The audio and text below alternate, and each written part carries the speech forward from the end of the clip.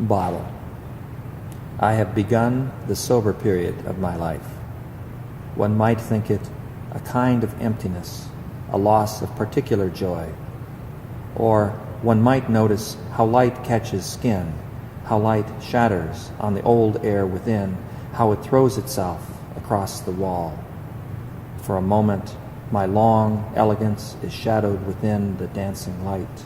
For a moment, I am free of shape, I am free of weight, I am free of bottleness of glass. For a moment, the shadows hold no memory of hands. What changes? What stays the same? Do you remember me, perhaps from a past life in which I was brave? Perhaps you remember a uniform and a smart look. My hair, which had not begun to thin itself, kept close to my head, just its brown roots showing. A neat field, as it were, all the sun-yellowed wanderings trimmed away. Perhaps I spoke, but words drop away quickly, even for the best memory, sometimes. The sun blazed as I stood in the snapping shadow of a flag. Perhaps that is where you looked. I just fit the picture.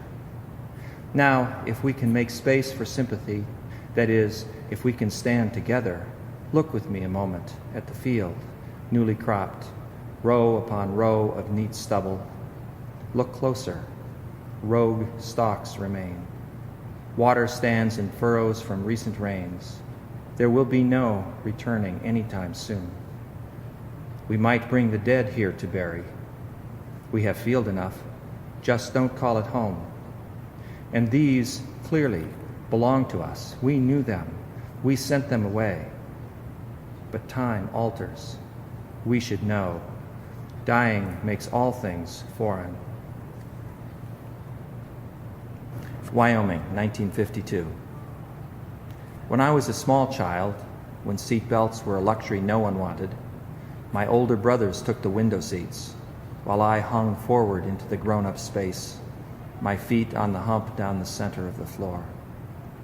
This is how I learned what I needed about survival, about us, about the natural order. Father behind the wheel, mother reading maps, comfortable talk passing like fence posts, ordinary as sagebrush. Just a still point in the rushing panorama. For all I knew, I could be anything I might imagine, squinting past the finned hood ornament, along the straight black highway that opened into the future, a mile a minute, reaching all the way to a horizon that was always just a few more giant strides away.